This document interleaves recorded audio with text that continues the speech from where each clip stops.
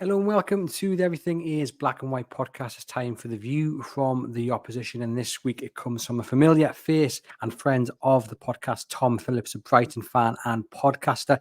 Tom was on in the last episode when Newcastle faced Brighton down at the Amex. Tom, thank you very much for returning. How are you keeping?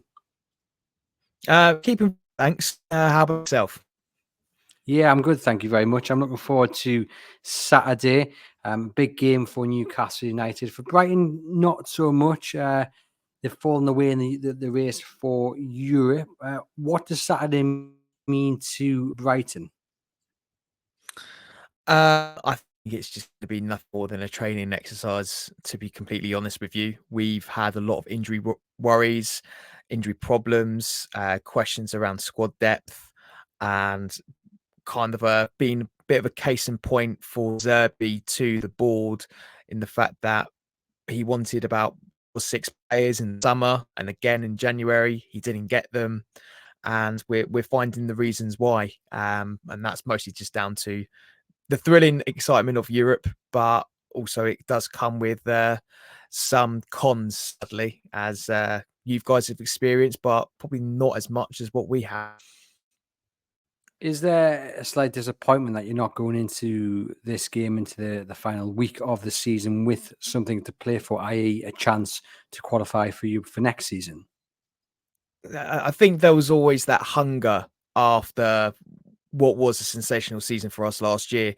But when you just look at what we had in the summer, we lost McAllister, we lost Caicedo, who were pivotal in De Zerbi's style of play and exactly how he wanted the team to play. They were very much the centre point of it all. So we had a completely new midfield coming in, and De Zerbi didn't really have that set.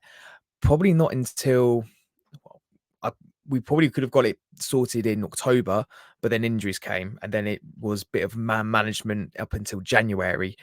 So that was a major setback. And I think if you asked a lot of Brighton fans at the end of last season, what would you take? And I think we'll say the same thing: decent run in Europe and top 10, which is more or less what we're getting. But I don't think a lot of Brighton fans will have asked for it to be in this kind of way. Yeah, I've just looked at the league table there, and you guys are 11th. Just a couple of points. Well, a point behind Bournemouth in 10th, and a couple of points behind West Ham. You say that it's going to be nothing more than a training exercise, but that doesn't mean, though, does it, that Brighton are just going to lie down and let Newcastle United walk all over them? No, I think De Zerbi will definitely have a few words to say to his team. He wants his team to be motivated. He has said in recent weeks about whether or not he's got the motivation, or if his players have the motivation at the moment. He said after the Bournemouth defeat that his team, that the side just weren't motivated at all. They weren't really determined or push on or just execute the game plan in the way that he wanted to. That resulted in a huge win for us against Aston Villa. To be honest, I think everyone that went to that match wrote ourselves off very quickly. I think we were just there just to see what could be possibly, and we were quite surprised that we actually got snatched a win against Villa, who are going for Champions League football. Again, I think De Zerbi will be making sure that his team are up for the task. But personally for me, it's just a bit of like, right, we just got to make sure that we're going to be fighting for a place for the squad next season. Yeah, it got me by surprise when Brighton beat Aston Villa. I was not expecting it at all. It put to bed a 6-game winless run, and when you look at Brighton's form, it has been absolutely dire. So they really needed that win against Aston Villa. But why has it gone so badly for them in recent weeks? You just need to look at who's not in the squad. I think our team that is in the treatment room at the moment could easily be our best 11, arguably. We've had Matoma out for most of the season. We've had the internationals of the Africa Cup of Nations and the Asia Cup. So we had both our wingers out in Adingra and in Matoma. You would hope that Solly March will get involved, but he's been out with a knee injury since City away, way back at the start of the season. Then you've had Stupinan out. You've had Tarek Lamptey in and out of the treatment room. Adam Webster Igor, Julio, Van Heck, and Dunk have probably been the only two mainstays. Then you've got the issue in goal. Jason Steele, who was superb for us last season, has been below par if you consider last season as average for him. But then you've got Verbruggen in, and he's just not. He's young. He's a 21-year-old goalkeeper. He's got a bit of an error in him, but you can see why De Zerbi loves him. Then you look up top. Danny Welbeck's been out. James Milner, I haven't even mentioned him. He's been out. He's out for the rest of the season. Lallana's out. Ansu Fati as well has been in and out of the squad. There's just not been a consistency in terms of the match day availability for Brighton, and every week it seems to be De Zerbi's kind of been like managing it. Players have been playing out of position. Brennan Notte, who's really a number 10, has been playing on the right wing. It doesn't work for him at all. He's just not got the strength or the pace out there on the right. He's 19 years old. He's technically a brilliant footballer, but he's not played his strengths. Joao Pedro's been moved on the wings up front in number 10. And because of that, because we don't have that service on the wings, Evan Ferguson's kind of fallen down a bit in his form as well. He's relying heavily on dropping back and feeding the wingers out, kind of like how Henry used to be for Arsenal. For those who don't know how Evan Ferguson plays, but he's so good at, well, case in point, for those who were actually there at the start of the season, he drops in, he finds the space, he's happy to take a long shot effort, and it works wonders. If he doesn't get the shot, he will feed it out on the wing, and then the wingers attack it into the box. That's typically what we do in the final third. But there's no wingers to attack. Ansu Fati, again, is just he's a confidence player, and his confidence has been next to nothing this season, sadly. I would like to see him have another try for us next season if it comes to it. Now that Xavi's staying at Barcelona, per se, I can't see it. But there's a lot that needs to be addressed, and that's starting in the treatment room. And I think that's why we've actually signed a new club doctor as well.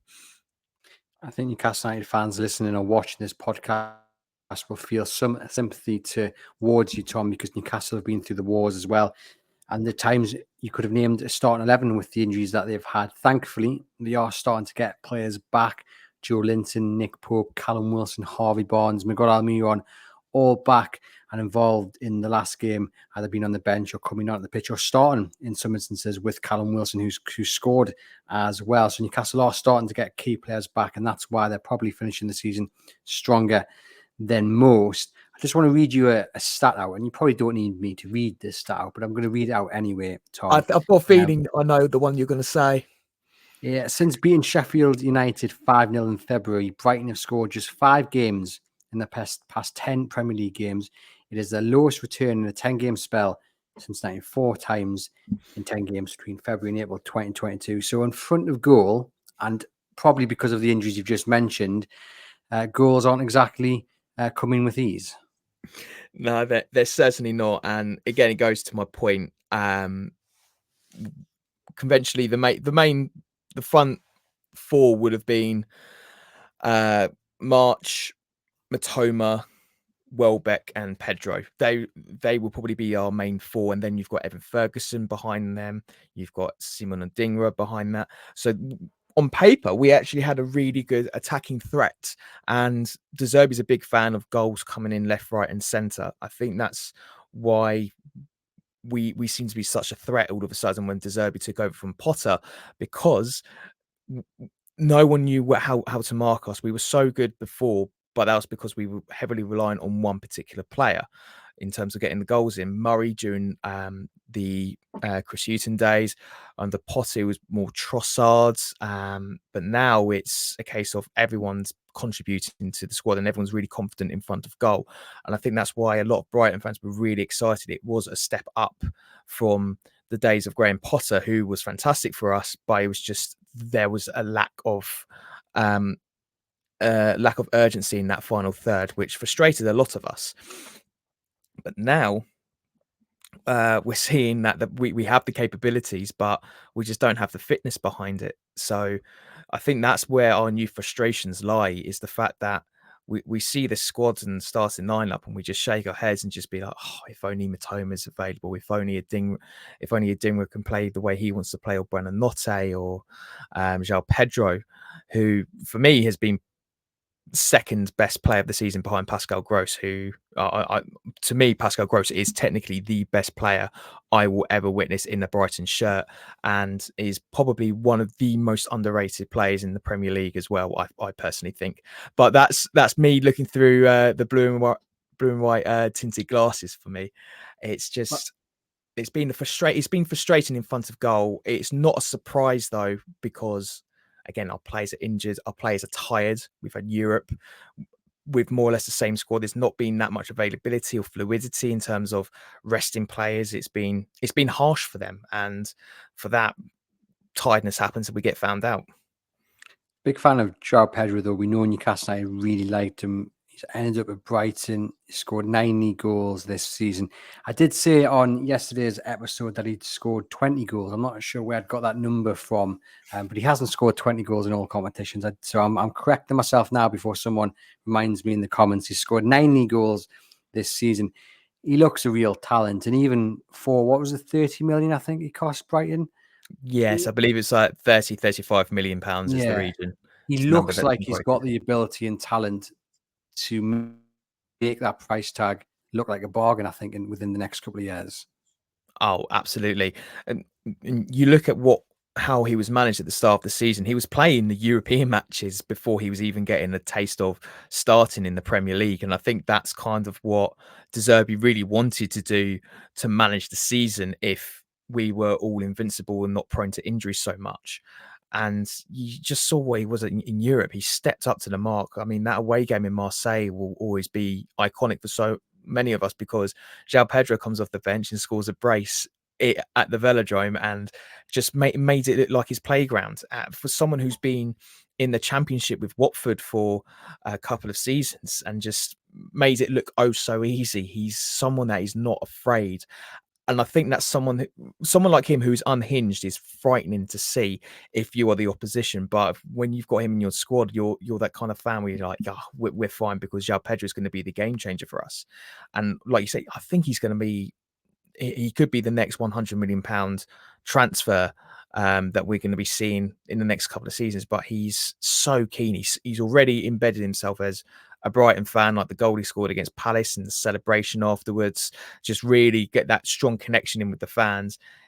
That's the kind of character you love as a fan. And for someone like him with pace and flair as well, it's entertaining to see for any neutral.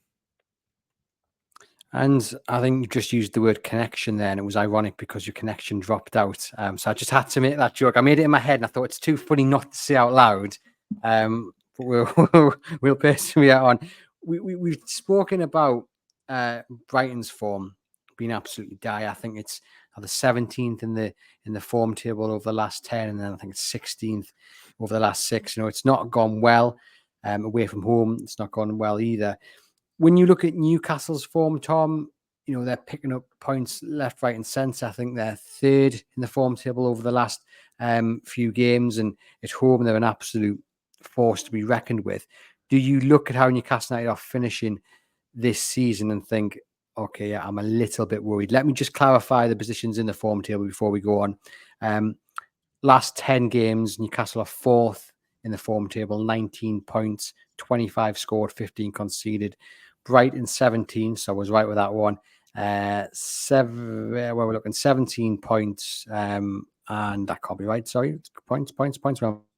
We're looking 9 points out of the possible 30, conceding 17 and scoring only 5.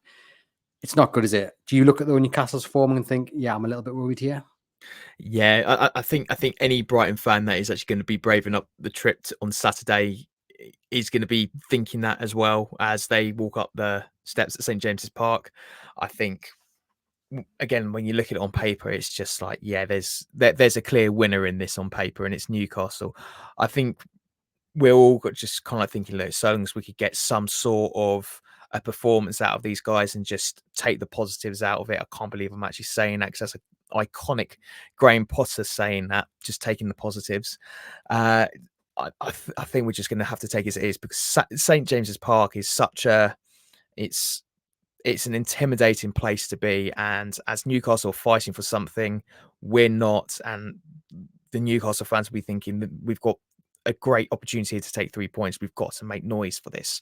And like you're saying, like all the players that you've got coming back, either on the bench, starting, or making an appearance from the bench, it's going to be worrying for us, because we just don't have that in our arsenal at the moment. So it'd be interesting to see how De Zerbi reacts to it. We've relied heavily on our youth towards the end of the season, so it'll be interesting to see how we are set up coming into this, knowing that we've got Chelsea midweek and United a week on Saturday. Well, if you could lose to Newcastle on Saturday and then beat Chelsea and Manchester United to help us out for where we want to be, we'd be very grateful of that, Tom. I'll take that. In terms of how they're going to set up, because I spoke about this on the match preview yesterday with John Gibson. I look back to the game at St James's Park last season, a game Newcastle needed to really win to help their fight for Champions League football. And I just remember being a tactical masterclass from Eddie Howe.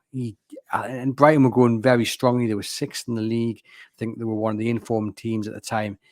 And there was a real worry that Brighton would trip Newcastle up and Newcastle might even fall out of the top four. But Eddie Howe just did his homework. He prepped the players to within an inch of their life, and Brighton just had no answer to them. And if I'm not mistaken, I think a lot of people thought Brighton would win that game, or at least come into its slight favourites. This time around, how are Brighton going to set up? Because, like I said, a lot of the personnel are still the same. Okay, they've got injuries to comprehend with, but the manager's philosophy hasn't changed. So what are we expecting in terms of Brighton's approach to this game? The same as what we have done in the last few weeks, in the fact that we'll probably be playing a conventional 5 at the back, with the wing backs pushing up and supporting the midfield as they usually have done. Then you've got the 2 midfielders, most likely going to be Gilmour and Belieber, and then the rest will be whatever's available up top for us. So that will be probably, I would say, Welbeck, Buonanotte and Adingra will be the players that will probably start for us, just because, like you say, I think ideally we want to end the season on a high, and I think beating Chelsea, who have almost formed this little rivalry just because they've snatched about 15 people and their parents, kids and dog from under us for the past 2 years. So I think a lot of fans just have this bit of a grudge, a chip on their shoulder over Chelsea. So I think we want to prioritise that, and then just finish the season on the high against Man United, who have got an FA Cup final to think about as well. They've got a poor run of form at the Amex, and I think De Zerbi will be looking to just end that season on the high. And I think it's going to be a case of damage limitations this weekend. So I think that's how it's going to be. It's going to be sort of like I wouldn't say a concrete 5-2-3, but it'll be pretty fluid in the wing backs situation. So it'll be interesting to see what happens. Yeah, it's going to be interesting to see how Eddie Howe sets up, because he went 4-4-2 against Burnley, which is unheard of. It's unseen, never happens, and it worked really well. But I do think he might go back to a 4-3-3. That's what he played last time at St James's Park against Brighton. It worked so well, and you just make sure everyone knows what their position is. I mean, if Newcastle were to set up 4-3-3, I mean, is there one formation that you think benefits Brighton if Newcastle, let's say, set up in a 4-3-3 or 4-4-2? I think it's more the case of who will play. That's kind of De Zerbi's approach. I wouldn't say the formation will be the slip up. It's who and how they're going to play. Our Achilles heel at the moment is that little gap, that almost little box between the centre backs and our central midfielders. If you are able to dictate that, then you're laughing for the rest of the game. That's how Bournemouth managed to win so convincingly against us, because we just didn't seem to have an answer. No matter what we could try and do to fix it, we just couldn't, because Bournemouth had control of that area.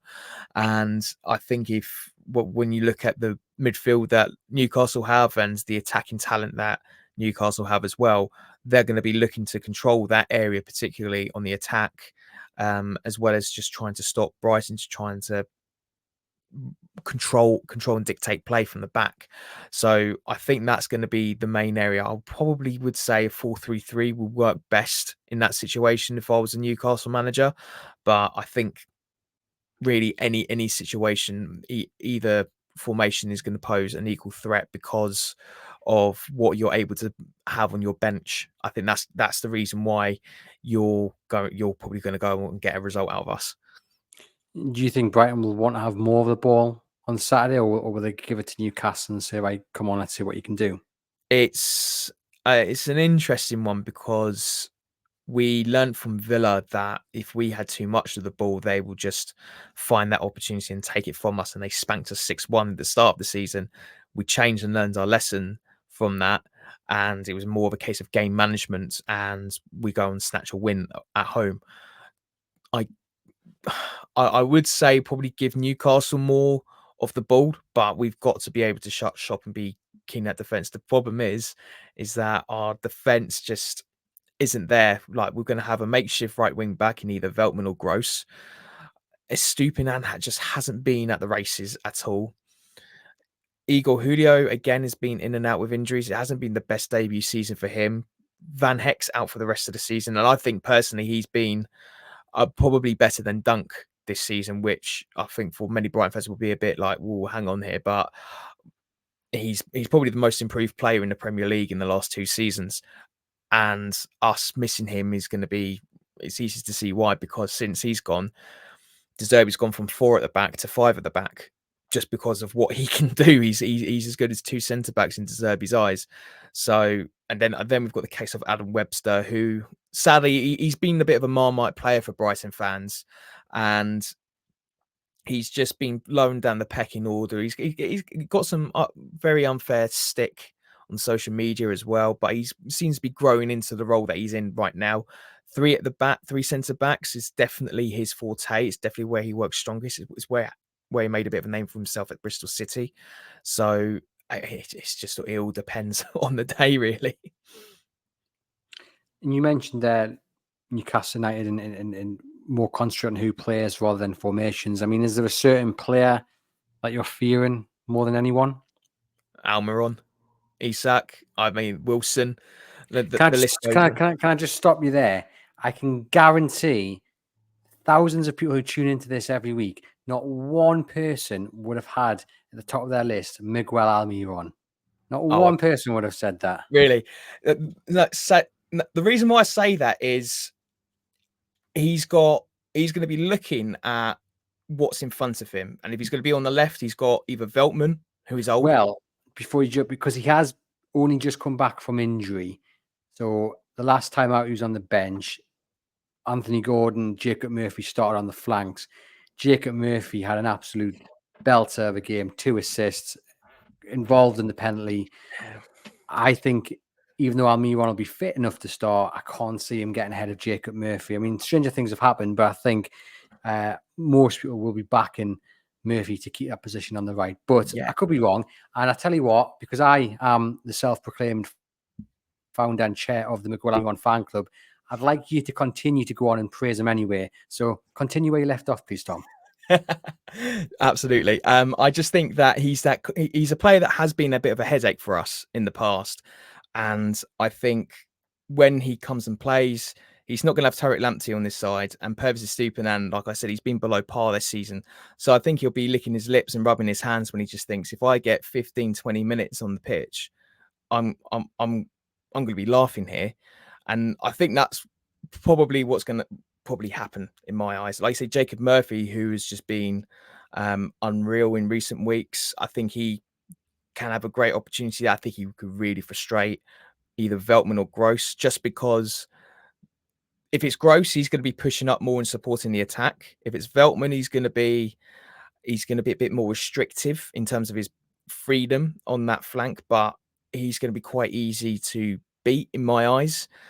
I feel a bit harsh for him because I love Joel Veltman. I think he's an absolute baller, but as a makeshift right back, definitely, but a right wing back is going to be even harder to do. So I think if he's got that opportunity and that gap, then Newcastle are going to be plain sailing. If they can exploit those spaces that the wing backs are going to provide, then again, you could be in for a real goal fest, especially when you've got the attacking talent of Alexander Isak or Callum Wilson up top.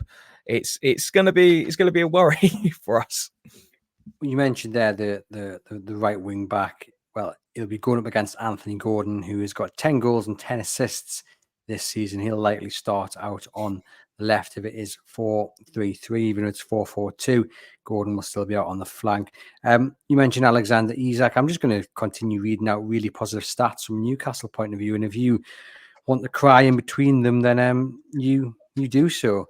Alexander Isak is now in a select group of Newcastle United players because he scored against Burnley, and that took him to 20 Premier League goals for the season, in good company with Alan Shearer, Peter Beardsley, Les Ferdinand, and Andy Cole. Anthony Gordon has been involved in more home goals than any other Newcastle player in the Premier League this season. 16, 9 goals, 7 assists. It is the most by a player at St James's Park in a single top-flight campaign since Alan Shearer, who got 15 goals and 3 assists. So the stats are good for Newcastle, especially at home. I think you're already feeling that anyway, so I hope I haven't, made it even worse.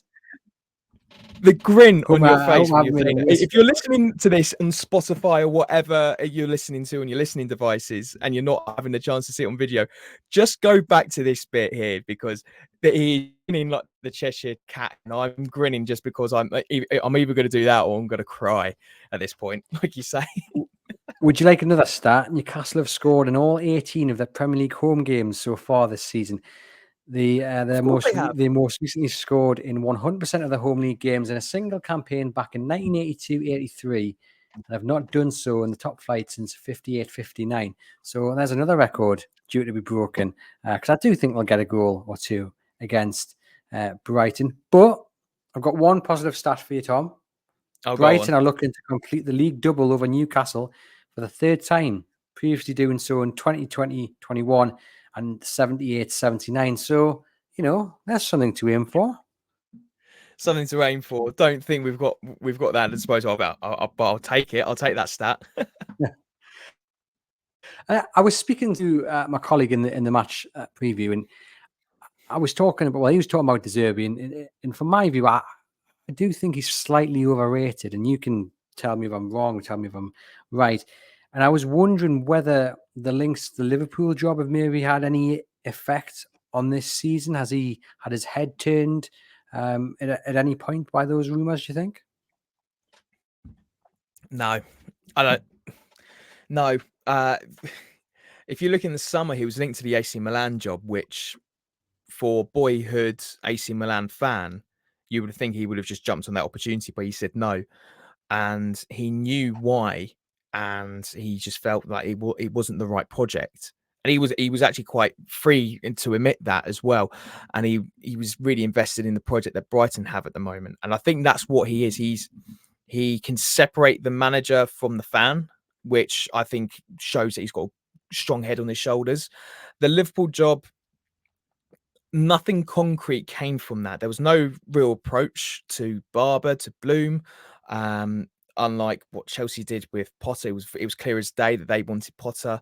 With Liverpool, they never really had the serious chats about, are we looking for someone in the Premier League, and who is it?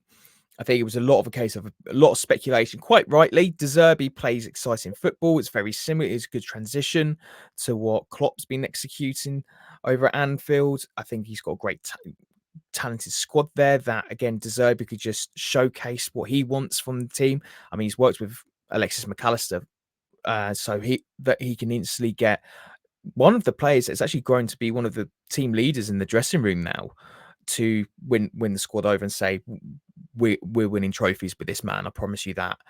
So I think everything on paper ticked for Zerbi to replace him, but in terms of him being distracted, I think the only thing he was distracted by was how many players required physio treatment or a visit to the club doctor. Again, I know I'm probably like a broken record when I talk about our injuries. I know Newcastle have had very similar situations, but I just think that's probably been the main thing for him that's really frustrated him. And he said in an interview recently how he wants to stay at the club. He wants to be part. He wants to sign a new contract, but he wants a few guarantees. And I'm paraphrasing in that bit, of course, because Tony Bloom likes to have a certain way in the transfer window with his stats and with Star Lizard. I just think that Zerbi just wants a little bit more influence. And I think if we can give him that and probably the hypothetical blank checks that he wants as well, then he's going to be staying with us. Well, he'll sign a contract for 3 to 5 years. Whether he stays for those 3 to 5 years is going to remains to be seen. So I don't think the speculation got to him because he really didn't care that much in the press conferences, or if he was questioned in live TV, he was just like, no, I'm focused on this project. I'm focused in Brighton. This is my club. This is my job. This is what I want to do. So I didn't really see much of it. I think if there was probably a bit more than just a speculation, an official approach, then yeah, definitely I think he would have been. But I just couldn't see it, to be honest. There we go. I'm disappointed somewhat as well that you haven't come on and taken the mick at the Dan Ashworth situation. I've been waiting for it. But no, I tell you what, we'll just I'll silently enjoy it. But it's that's such an interesting one, isn't it? In the fact that he's willing to go on garden leave and leave it for Man United to deal with, and I wouldn't say it's very similar to what happened with us, because he needs to go on garden leave because we didn't want you guys to have the advantage in the transfer window. Whereas I think he's been placed on garden leave because it was a case of, no, we want you to, you're not going anywhere. Tough luck. So this is what we're going to do. So it'd be interesting to see how Newcastle respond to that, because I think I chat to you in this podcast when I said Dan Ashworth will be the big reason why you can get yourself and maintain yourself as a top 4, top 6 club, because he'll get the recruitment, he'll get that DNA going in the same way that he has done for us. But I don't think he's had enough time to execute his influence. So what will happen next will be very interesting, and potentially hopefully you could find someone that's within the club like we've done with Gordon Greer. But Well, it they remains to be look seen. like they're about to appoint Dougie Freedman from Palace. I think he's the one that they've gone after. And it's actually not a case of wanting to keep Dan Ashworth. I think Newcastle, they were right with letting him go. It's a case of not letting him go for the measly £2 million that Manchester United have reportedly offered. And I think Newcastle are wanting a little bit more, and so they should, because he's signed a contract and he can't just go hot-footing it to a rival for pennies. But yeah, Dougie Freedman is the latest man reportedly leading the race for that job. I saw you grimace slightly there when I said that. Well, I've got to slightly. Dougie Freedman brings back bad memories as a Brighton fan, but equally, he's he does come in with a great reputation. You know, the fan in me, I can't praise anything about Palace, but you know, the journalist in me, you can't help but admire what Palace can do with their youth system. They've got a great history about it. They're enriched with it, and they pull out some absolute gems as well. Like, you know, we could talk about Yannick Bolasie and Wilfried Zaha as their wingers for so many years, but he's always been highly thought of. So, he seems to be one that understands the English network. So I think that's something that Newcastle are keen to build on. And I do think that, particularly in the Northeast, there's something there that to unearth the gems and just really show that there is a clear path from youth to the first team. I think that's something now that we're seeing. And I think that's why Brighton is so attractive, because we can persuade players who could be going to Liverpool, i.e. Evan Ferguson, or Man United, Moises Caicedo, and say, well, look, we give you this development plan and you will be in the first team squad in 2 to 3 years. And 9 times out of 10, they do.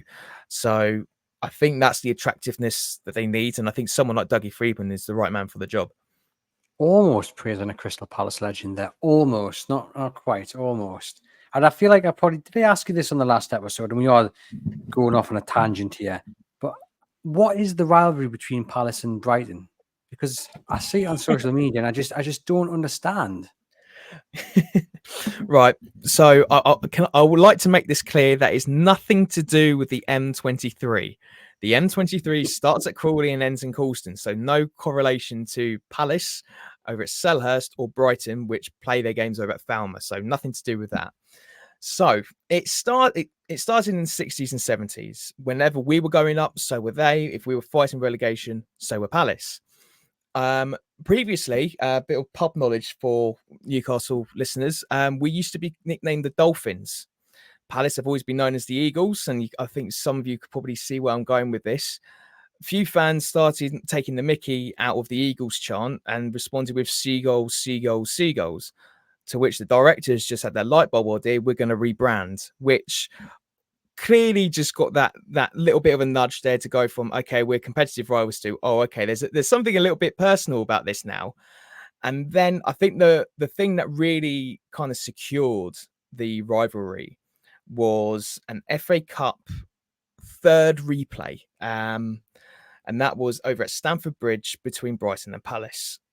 Brighton had a manager called Adam Mullery.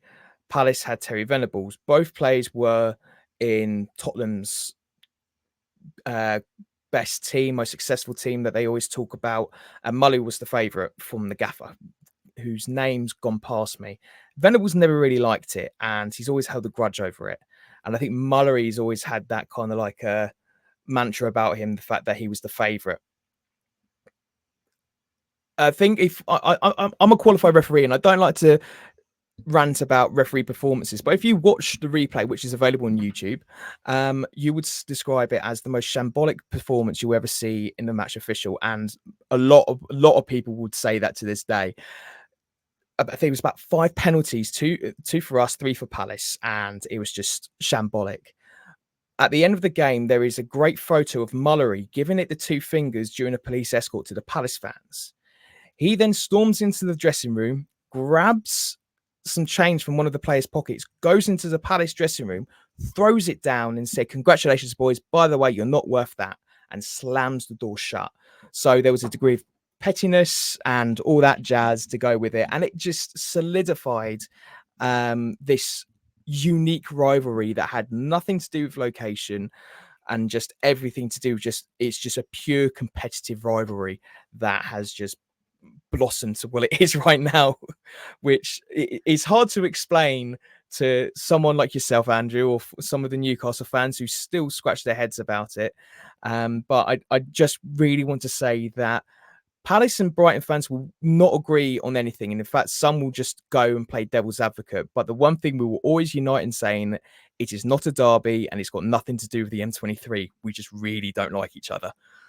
There we go. You learn something new every day. And I'm going to go away and now watch that FA Cup third round replay on YouTube just to see how bad the refereeing was. Sorry, FA Cup third replays, the third replay. I think it was the 4th or 5th round. Was it? Okay, at Stamford Bridge. I will find it. I was going to say we had a shocking referee against Burnley on Saturday, but it sounds like there was an even worse one in that clash in the FA Cup. I'm sorry to our listeners and viewers that we went off on a little avenue there, but it's always bugged me. So hopefully that has enlightened you as it has me. All that remains to be done, Tom, is to get your score prediction for Saturday. How is it going to go? Well, look, Brighton have been almost like a shoo-in. If you're someone who likes to have a punt, then Brighton, both teams to score, seems to always return very well over the course of this season. And I think we're going to see the same again. But I don't think it's going to be happy days for the Albion fans who are going to be making that huge trip up to the Tyne River. So I think I'm going to go with Newcastle 3, Brighton 1. Interesting. I'm going to go 4-1 Newcastle. As I said on the match preview, it feels strange sitting here confident and with an expectation that Newcastle United will do what they should do, i.e. beat the team in front of them. Last week's episode, Burnley, I was scared. I was worried that Burnley would get the better of Newcastle, but there's just something about being at home, being at St James's Park, last home game of the season, European football within our grasp, in Newcastle's hands. They know what they've got to do. So I'm going to go for a 4-1 victory for Newcastle United. Tom, thank you once again for popping on to the podcast. It's much appreciated. We'll see you next season for the Brighton Newcastle clash, whenever that might be. I think the fixtures are out middle of June, so we'll find out then. But to you guys watching and listening, thank you as always. Hit subscribe, give the video a thumbs up if you're on the audio channel, leave us a rating and review, and head over to chroniclelive.co.uk for all the latest Newcastle United news. I'll see you guys next week.